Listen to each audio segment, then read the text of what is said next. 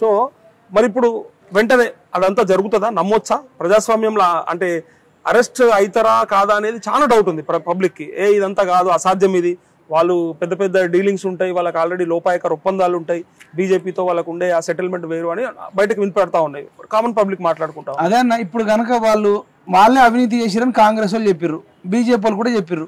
BJP వాళ్ళు ఏమన్నారంటే ఇన్ని రోజులు సిబిఐని రాకుండా వీళ్ళు ఒక తీర్మానం చేసిరు కాబట్టి మేము ప్రభుత్వం మారింది కాబట్టి అన్నారు. ఇప్పుడు మేము కాంగ్రెస్ పార్టీని డిమాండ్ ఏం చేస్తున్నామంటే మీరు సిబిఐకి ఓపెన్ చేయండి. ఇక్కడ కాంగ్రెస్ ఉంది, అక్కడ బీజేపీ ఉంది. ఇప్పుడు మీరిద్దరు అవినీతి చేసిరన్నప్పుడు నువ్వు ఇక్కడ సిబిఐని ఎంట్రీకి కాంగ్రెస్ ప్రభుత్వం అలో చేయాలి, బీజేపీ ప్రభుత్వం రావాలి, సిబిఐని పంపాలి, ఇన్వెస్టిగేషన్ చేయాలి, లోపల పంపించకపోతే మీ ఇద్దరు దొంగలు, కాంగ్రెస్ బీజేపీ బీఆర్ఎస్ అన్ని ఒకటే అని తెలుస్తుంది. అంతే కదా, అప్పుడు తెలిసి ఏమయం ఇవన్నీ దొంగల ముఠ అని తెలిసి ఇంకా కొత్త పార్టీ ఎస్టాబ్లిష్ అవుతుంది. అంతే, కొత్త పార్టీ అయితే రేపు మీరే పార్టీ పెట్టవచ్చు, నేనే పెట్టవచ్చు, ఇంకొకళ్ళకి అవకాశం ఇచ్చినట్టు అవుతుంది, వీళ్ళని కూడా శత్రువులుగా భావించాల్సి వస్తుంది. నేను అనేది కాంగ్రెస్ వాళ్ళకి చెప్తున్నా, మంచి పేరు తెచ్చుకోండి, నిజాయితీగా ఏది ఉంటుంది పబ్లిక్ చెప్పండి, మోసాలు చేయకండి, దగా చేయకండి.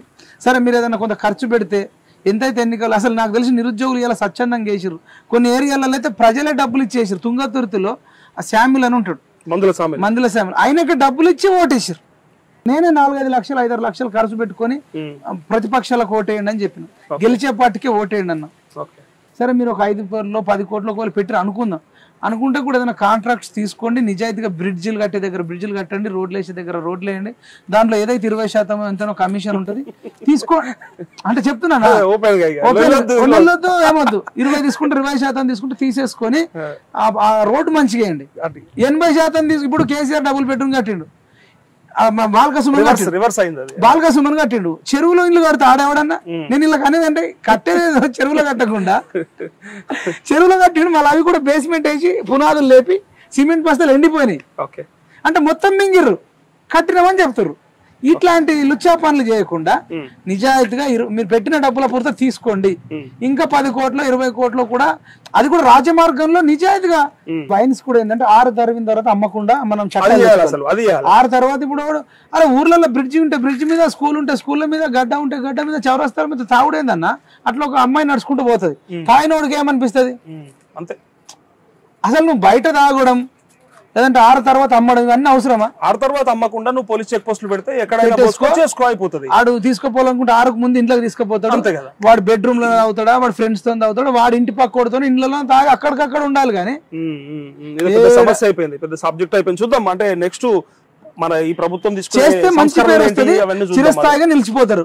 చేయకపోతే మళ్ళీ కేసీఆర్ కు పట్టిన గతే పడుతుంది. చూద్దాం, మన మంత్రివర్గ విస్తరణ జరిగిన తర్వాత మళ్ళీ వాళ్ళు తీసుకునే కేబినెట్ నిర్ణయాల మీద మళ్ళీ మాట్లాడదాం. మీ సొంత క్వశ్చన్, అంటే మీకు సంబంధించిన పర్సనల్ క్వశ్చన్, మైపాల్ యాదవ్ ఇప్పటి వరకు నిరుద్యోగుల కోసం కొట్లాడినట్టు బయటకు వచ్చి బాగా అంటే ప్రయత్నం చేసినట్టు కనిపించింది, కానీ ప్రతిపక్షాలు బాగా ప్రేరేపించినాయి మైపాల్ని, డబ్బులు ఇచ్చి ఫండింగ్ చేసి మరీ కేసీఆర్ మీద ఉసిగొల్పినాయి. వాళ్ళ లాభాపేక్ష కోసం ఈయన పావయుండు మధ్యలో అన్నోళ్ళు కూడా ఉన్నారు. దీనికి ఏం సమాధానం చెప్తాడు? అదే నా పావ అయితే ఇప్పుడు నాకు ఎక్కడన్నా బిల్డింగ్లు ఉన్నాయా, సరే ఫస్ట్ ఫండింగ్ చేసిన దాని గురించి మాట్లాడదాం. నాకేమన్నా సొంత కారు ఉందా? ఇప్పుడు డబ్బులు ఇస్తే కారు కొనుక్కుంటా, నా కారు ఎవరెవరైతే వచ్చిరో వాళ్ళ డ్రైవర్ల నంబర్లు ఇస్తా, వాళ్ళని అడగండి. మేము ఆదిలాబాద్ కు పోతే 10-12 వేలు తీసుకున్నారు, సిరిసిల్ల పోయినా 10-12 వేలు తీసుకున్నారు. ఏమి ఇవ్వలేదా మీకు డబ్బులు? బీజేపీ కాంగ్రెస్ అదే ఏ రాజకీయ పార్టీ దగ్గర నేను తీసుకోలేదు. ఎవరైనా మానవతావాదులు ఇచ్చిర్రు. మానవతావాదులు ఎట్లా సమాజంలో నేను ఆల్రెడీ యూట్యూబ్లో పెట్టిన పిఎంఆర్ టీవీ ఛానల్లో తెగించి కొట్లాడుతున్న ఆర్థిక మద్దతు ఇవ్వండి అని పెట్టిన. దాంట్లో 1 రూపాయి ఇచ్చిన వాళ్ళు ఉన్నారు, 10 రూపాయలు ఇచ్చిన వాళ్ళు, 100 ఇచ్చిన వాళ్ళు, 1000 ఇచ్చిన వాళ్ళు, 10,000 ఇచ్చిన వాళ్ళు, అంతకంటే ఎక్కువ కూడా ఇచ్చిన వాళ్ళు ఉన్నారు. కానీ వాళ్ళంతా కూడా సమాజానికి మంచి చేస్తున్నామని ఇచ్చారు.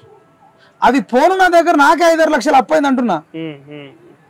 నేను హైదరాబాద్ లో కారు కొనుక్కోలే, హైదరాబాద్ లో నాకు ఒక 2 BHK 1 BHK ఇట్లాంటిది ఏమీ లేదు. డబ్బులుంటే అన్న నువ్వు నీ దగ్గర ఒక 10 కోట్లు ఉన్నాయనుకో, నువ్వు దాచుకోలేవు, నేను కొంటావు చేస్తావు, నువ్వు ఎక్కడ బయట పెడతావు. ఇలాగకపోతే రేపన్న వస్తుంది. ఇగో మైపాల్ నువ్వు పలానా దగ్గర జూబ్లీహిల్స్ లో 100 గజాల భూమి కొన్నావు, లేదా రుప్పల్లో కొన్నావు, బోడుప్పల్లో కొన్నావు, లేదంటే నీకు పలానా డీడీ కాలనీలా ఉంది. ఎందుకు వచ్చినాయి మీరు వార్తలు అంతగానో మరి మీ పైన ఇట్లా ఆడ ఈడ తీసుకున్నారు అన్న? ఇప్పుడు బీఆర్ఎస్ వాళ్ళు నా మీద ఏదైనా ఒకటి విమర్శ చేయాలి, వాళ్ళని డిఫెండ్ చేసుకోవాలి. ఏదైనా బట్టగాల్సి మీద పడేసారు అనుకోండి, ఈయన మాటకు వెయిటేజ్ ఉంటుంది అంటారు. ఇస్తే ఇప్పుడు నేను ఇప్పటిదాకా మాట్లాడినా, ఇప్పుడు బీజేపీ పార్టీ నాకు 10 లక్షలు 20 లక్షలు ఇచ్చింది అనుకోండి, అనుకుందాం, అరే నేను 20 లక్షలు ఇచ్చినా నువ్వు మమ్మల్ని ఎందుకు తిడుతున్నావు నాకు ఫోన్ చేసి అడగరా? లేదంటే రేవంత్ రెడ్డి నేను పార్టీ తరపున 20 లక్షలు 30 లక్షలు ఇచ్చినంటే నా దగ్గర డబ్బులు తీసుకొని నన్నే అంటున్నావా అంటాడా అన్నాడా? అట్లా ఏ పార్టీ నుంచి తీసుకోలేదు, వ్యక్తులుగా మంచి మానవతావాదులు ప్రేమతోని అన్ని రకాల వర్గాల వరకు కొంత ఇచ్చారు. కానీ నాకు ఇంకా 5-6 లక్షలు ఇంకా ఉంది. ఇంకా సో ఫైనల్ క్వశ్చన్, మీరు ఇదంతా కూడా నిజంగా ఏ లాభాపేక్ష లేకుండా ఏ స్వార్థం లేకుండా నిజంగా ప్రజల మీద ప్రేమతోనే చేస్తున్నాడా, లేదంటే హైప్ క్రియేట్ చేసుకోవడానికి ఇవన్నీ చేస్తుంటాడా మైపాల్ అంటే? హైప్ క్రియేట్ చేసుకోవాలనుకుంటే సావునుంటే తలకాయ పెడతాడా? బాన్సువాడ పోతే భాస్కర్ రెడ్డి మనుషులు నా ముందే బీజేపీ కాంగ్రెస్ వాళ్ళని తన్నీరు, నేను ఇంటర్వ్యూ వాళ్ళని అడుగుతున్నందుకు నన్ను కూడా దన్నే అవకాశం ఉండే, నన్ను దన్నలే. ఎందుకంటే అన్న నువ్వు మంచోడమని వాళ్ళు అంటారు. అంటే తన్నొచ్చు సంపవచ్చు కూడా. ఆల్రెడీ నేను నాగార్జున సాగర్ లో పోలీసులే వేరే డ్రెస్సులు వచ్చి కిడ్నాప్ చేసిరు, తన్నీరు, డబ్బులు ఇక్కున్నారు, ఏటీఎం ఇక్కున్నారు, ఫోన్ ఇక్కున్నారు. హైప్ క్రియేట్ కావాలంటే గట్ల తెప్పలు తినాల్సిన అవసరం ఏముందన్న? సింపుల్ గా వచ్చి ఇంకా వేరే ఏదన్నా చేసుకోవచ్చు కదా. ప్రాణాన్ని ఎవడన్నా పనంగా పెట్టి హైప్ క్రియేట్ చేసుకుంటాడా? ఒప్పుకోని ఒకటి, నేను ఏమైనా ఎమ్మెల్యేకి పోటీ చేస్తున్నానా, ఎంపీకి పోటీ చేసినా, ఇప్పటిదాకా చేయలే కదా. భవిష్యత్తులో ఉందా ఆలోచన? అది చేస్తామా చేయమో తర్వాత విషయం. నా ప్రజాస్వామ్యంలో అందరికీ చేసే హక్కు ఉంది, కానీ స్వార్థం ఉండకూడదు కదా. అంటే దీన్ని వాడుకొని ఎదగాలనే రకమైతే ఉండకూడదు కదా. అదే అంటున్నా, పోటీ చేయడం తప్పు కాదు, మీరు అన్నట్టు మోసం చేయడం తప్పు కాదు.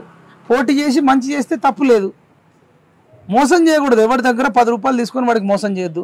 10 మందిని వెనక దింపుకొని వాడిని సెటిల్ చేస్తా అని చెప్పి వాని శ్రమను వాడి జ్ఞానాన్ని వాడుకొని తప్పు చేయొద్దు. నేను వస్తున్నా రానా తర్వాత విషయం. నా జీవిత లక్ష్యం ఒకటి ఉండే, కేసీఆర్ బీఆర్ఎస్ పార్టీని గద్దెదించడం. నువ్వేం జాబ్ చేస్తున్నావు, ఏం జాబ్ చేస్తున్నావు అంటే నాకు జాబ్ ఇయ్యనోన్ని జాబ్ తీసేయడమే నా జాబు.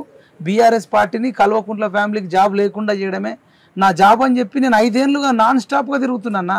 నాన్ స్టాప్గా నేను తిరగని జిల్లా లేదు, చేయని పని లేదు. నాకు లైఫ్లో ఇంతకంటే అచీవ్మెంట్ ఏం లేదు ఇక జీవితంలో. ఇంతకంటే రేపు నేను ఎమ్మెల్యే అయినా నేను ఇంత హ్యాపీగా ఫీల్ గాను, మంత్రి అయినా ఇంత హ్యాపీగా ఫీల్ గాను, ఏదైనా కార్పొరేషన్ చైర్మన్ అయినా ఇంత హ్యాపీగా ఫీల్ గాను. నా ట్యాగ్ ఏంది తెలుసా? ఇప్పుడు మన తెలంగాణ నిరుద్యోగ రక్షణ జేఏసీలో ఒక సైడు ఛత్రపతి శివాజీ ఉంటుంది, ఇంకొక సైడు సుభాష్ చంద్రబోస్ ఉంటుంది. సుభాష్ చంద్రబోస్ ఆయన కుటుంబం కోసం బతకలేదు, సమాజం బాగుండాలని చెప్పేసి అక్కడ జర్మనీలో బ్రిటిష్ వాళ్ళు మన ఇండియా వాళ్ళని భారతీయులను పంపిస్తే బ్రిటిష్ వాళ్ళు మోసం చేస్తున్నారని సైన్యం తయారు చేసి ఆ సైన్యాన్ని ఇండియాకు పంపి బ్రిటిష్ వాళ్ళని తరిమి కొట్టిండు. ఆయన స్వార్థం ఏంది? నా భారతదేశ ప్రజలు బాగుండాలని. అట్లనే ఛత్రపతి శివాజీ కూడా మరి రాక్షసులను అంతమొందించి మహిళలకు రక్షణ కల్పించడం అన్ని బాగా చేసిండు. శ్రీకాంతాచార్య ఎందుకు చచ్చిపోయాడు అన్న? యాదవ్ ఎందుకు చచ్చిపోయాడు అన్న? కానిస్టేబుల్ కిష్టే ఎందుకు చచ్చిపోయాడు అన్న? నేను అనేది ఏంటంటే వాళ్ళు చచ్చిపోయి త్యాగం చేస్తే నేను బతికుండి త్యాగం చేస్తున్నా అంటున్నా. ఇంతకంటే తృప్తి ఉంటుంది మీరు చెప్పండి? వెలకట్టలేని అభిమానం అన్న. మనం ఎక్కడికి పోయినా నిజాయితీగా వచ్చి అన్న హక్ చేసుకుంటారు. బీఆర్ఎస్ వాడు 2 కోట్లు ఇస్తాంటేనే పోలే. నేను ఏం చెప్పిన అంటే, ఒక పెద్ద వ్యక్తి ఫోన్ చేస్తే మనిషి 2 రకాలుగా చచ్చిపోతాడన్న. నువ్వు రాకపోతే నిన్ను చంపుతారు, కనసాగ చేస్తారు, నువ్వు బూట్లు లేపుతున్నావు, చెప్పులు లేపుతున్నావు, కేటీఆర్ మీదకి, వి ప్రకాష్ మీదకి, ఇంకా పెద్ద పెద్ద మేధావుల మీదకి, గంటా చక్రపాణి మీదకి, అల్లన్నారాయణ మీకు వాళ్ళు కనసాగ చేస్తే నిన్ను చంపుతారు. అవన్నీ ఎందుకు, నీకు 2 కోట్లు ఇస్తాం, నువ్వు వచ్చేసే అంటే. ఫైనల్ క్వశ్చన్, ఇప్పుడు కేటీఆర్ నిన్న అన్న మాట ఏంటంటే, మేము మళ్ళీ బౌన్స్ బ్యాక్ అవుతాం. గోడకేసి కొట్టిన బాల్ ఎంత అయితే స్పీడ్గా వస్తుందో అంతకంటే ఎక్కువ వేగంతో బౌన్స్ బ్యాక్ అవుతాం, మళ్ళీ వచ్చేస్తాం, నో డౌట్ అన్నాడు. సో అది జరగచ్చా? లేదంటే ఇప్పుడు కేసీఆర్ ని ఏం చేయమంటారు ఈ ఖాళీ టైంలో మీ లెక్కల? కేసీఆర్ ని ఏం చేయమని కేసీఆర్ సలహా ఇయ్యచ్చుగా. ఎందుకు అట్లా ఇయ్యనప్పుడు ఎట్లా ఇస్తాను సలహా అంటే, నేను కాంగ్రెస్ పార్టీకి రిక్వెస్ట్ చేస్తున్నా, డిమాండ్ కూడా చేస్తున్నా. జైలుకు పంపమంటారు, అది వేరే విషయం. జైలుకు పంపాలి, జైల్లోనే ఉండాలి వీళ్ళు మనుషులు. జైల్లో ఏం చేయమంటారు కేసీఆర్? పాపం జైల్లో చెంపలేసుకుంటూ తప్పైపోయిందని ముక్కు నెలకు రాక్కుంటూ రోజున బతుకున్న రోజులు ఒక్కటైతే చేయండి. ఆయనకు ఇష్టమైన మంది ఇవ్వండి, ఇష్టమైన తిండి ఇవ్వండి. ఈ మేధావులు అయితే కొంతమంది ఉన్నారు, ఈ దొంగలను కూడా అందులోకి తీసుకుపోండి. ఈ అవినీతి చేసిన వాళ్ళకి ఒక ఎగ్జామ్షన్, అందరిని ఒకటే జైలు, చెర్లపల్లి వేస్తారా, చెంచల్గూడలు వేస్తారా, వేయండి. వేసి వాళ్ళకి ఇష్టమైన తిండి పెట్టండి, ఇష్టమైన మందు పెట్టండి. బతుకున్న రోజులు అన్నైనా బతుకుతారు, చచ్చిపోయినాక తీసుకొచ్చి గాలి పెడితే అయిపోతుంది. అదొక్కటి చేయాలి. కూడా 3.0 లాస్ట్ కి పెట్టిన లోడింగ్, అది లోడింగ్ కాదు, అది రాముడు కాదు, తుపాకీ రాముడు. అది కాల్చలే, ఆయనకి రివర్స్ అయ్యి మిస్ఫైర్ అయింది, చచ్చిపోయింది ఆల్రెడీ, అయిపోయింది. అలా శరీరాలు ఉన్నాయి అంతే. ప్రజల గుండెలు ఎప్పుడో చచ్చిపోయిన కేసీఆర్, ఎప్పుడో వాళ్ళు మా గుండెలలో లేరు, వాళ్ళు చచ్చిపోయినారు. ఛత్రపతి శివాజీ, సుభాష్ చంద్రబోస్ లాంటి ఫిజికల్ గా చచ్చిపోయినా మా మనసులో బతుకున్నారు.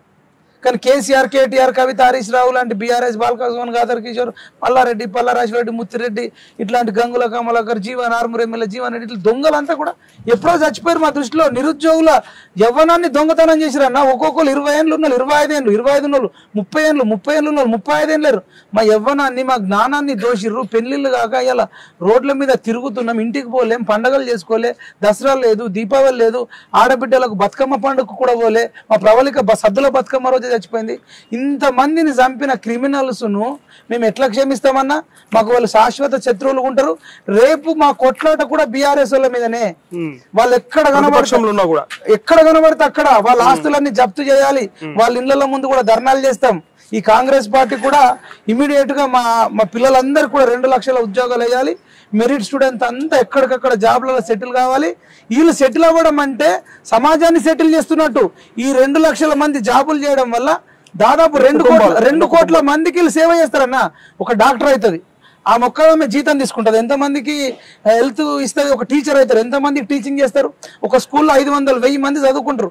10 టీచర్లను వేయడం వల్ల అక్కడ 500 మంది పేద ఆటో నడుపుకునే బిడ్డలు, కూలీ చేసుకునే బిడ్డలు చదువుకుంటారన్న. క్వాలిటీ ఎడ్యుకేషన్ వస్తుంది. ఇప్పుడు ఆ స్కూళ్ళన్నీ గంజాయికి వనాలైనాయి, డ్రగ్స్కు వనాలైనాయి, బెల్ట్ షాపులతోనైనాయి. వాటన్నిటిని కూడా టీచర్లతో నింపడం వల్ల పేద బిడ్డలు అందరూ చదువుకుంటారు. పేద బిడ్డలు చదువుకోవడం వల్ల యూరప్ పోతారు, యూకే పోతారు, అమెరికా పోతారు, అక్కడ నుంచి డాలర్లు పంపిస్తారు. అట్లా తెలంగాణను అద్భుతంగా మనం చేసుకోవాలన్నా ఇది అందరి బాధ్యత. చదువుకున్నోడు ప్రతి ఒక్కడు సమాజాన్ని పట్టించుకోవాలా. కుటుంబాన్ని ఎట్లా పట్టించుకుంటామో సమాజాన్ని కూడా పట్టించుకోవాలని చెప్పి చెప్తాను.